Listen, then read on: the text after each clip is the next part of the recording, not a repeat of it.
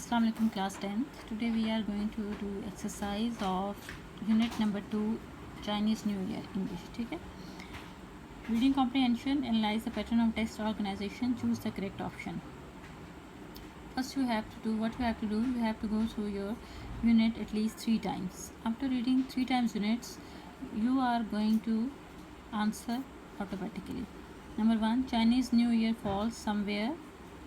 A, on January 21st, B, on February 20th, C, between January 21st and February 20th.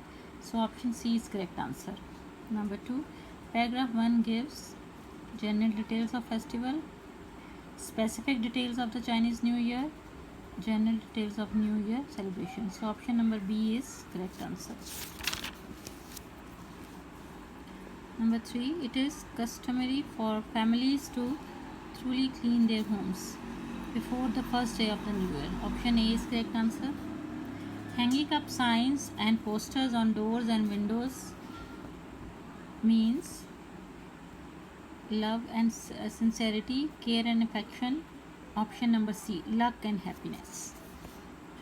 Number 5, envelopes are not to be opened until the giver has left the home of the recipient.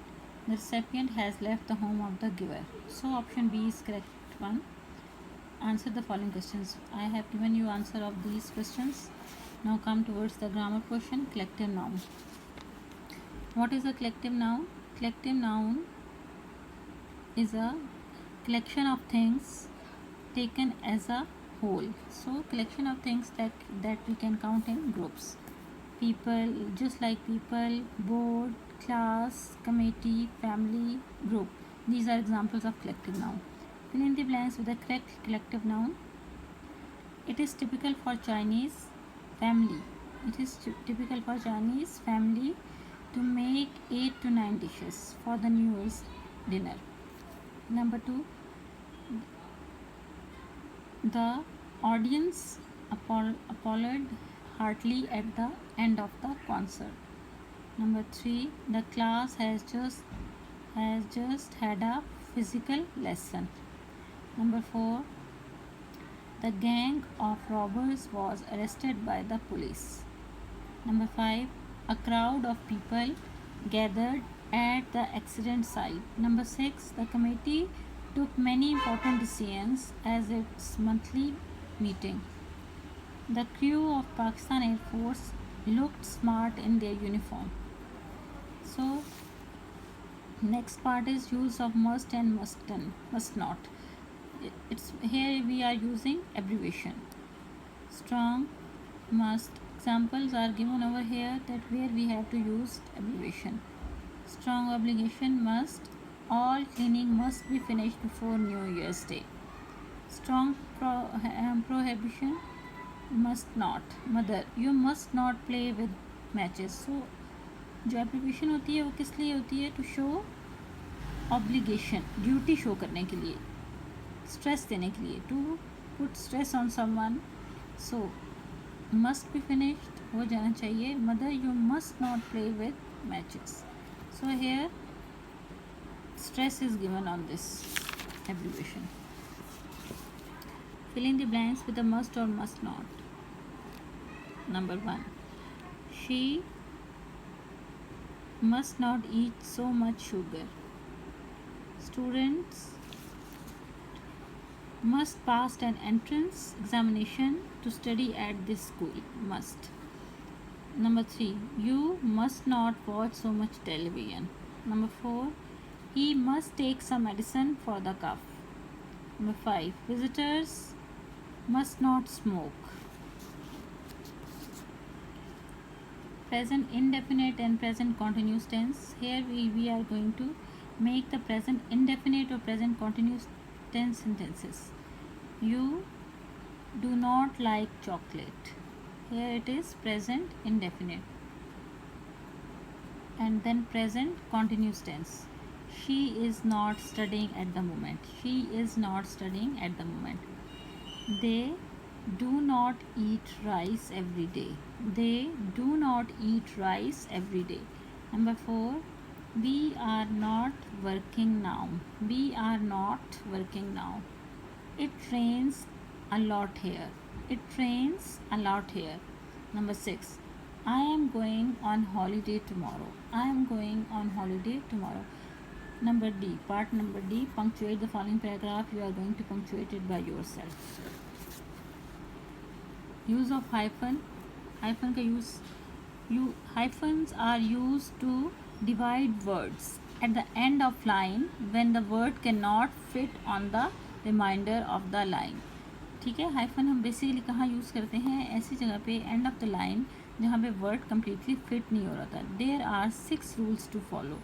You are going to read these all rules. Number 1, divide the word between syllables means that one syllable words are never divided. जो एक syllable word होते हैं, एक ही sound में जा रहे होते हैं, we cannot divide them. The hyphen goes at the end of the first line और first line के end में ही जाता है. ठीक है. Prefixes and suffixes make natural division. Prefix, if we are going to fix any prefix before the word or suffix at the end of the word, then it is automatically, the word is automatically going to be divide. Do not divide proper noun or adjective. So hyphen जो use करने का rule है कि we are not going to divide proper noun, names of place, person, things, we cannot divide them, or adjective or quality of that thing, noun. There should be at least 2 letters plus the hyphen on the first line and 3 letters on the second. So क्या है, rule number 5th है, there at least 2 letters plus the hyphen, 2 letters हों plus hyphen on the first line and 3 letters on the second. Just like there should be 2 letters. ठीक है, जैसे for example here is word they written 2 words, sue, sap, separates, support. Rule number 6 is divide hyphenated words using the hyphen already in the word. So जो already है जैसे mother-in-law, all these, so you can divide hyphenated word using the hyphen already in the word. So these are the basically 6 rules. If you know these rules, it's very easy for you for using hyphen. Now let's come towards the writing skills. What you have to do, that summarize the lesson by arranging the celebration of Chinese New Year chronologically. Title of the lesson: before festival, New Year's, a celebration, first day of festival, signification of festival. Basically in writing, this is just for your writing practice because summary is not included in your syllabus, so we are not going to focus on summary. Although what you have to do, that just you have to write down the main points of the paragraph or lesson in the summary. You are not going to write down all the things, not details, just to the point we have to write down. We have to discuss the just main points of the lesson. For example, before the festival, title of the lesson you have to tell, then before festival, New Year's Eve celebration, first day of festival, and significance of festival. In your writing skill, what you have to do, you do not have to write summary, you have to write an essay. You have to write an essay. I have told you in our last lecture that how to write an essay, that how we are going to make an outline, then we can write down that essay. According to that outline, you are going to write down the essay. Introductory paragraph, then paragraph, after then you can go through the details in paragraph number 1, 2 and 3. ठीक है, supporting details, and at the end concluding paragraph. So on our cultural festival, you are going to write down a paragraph on our cultural festival.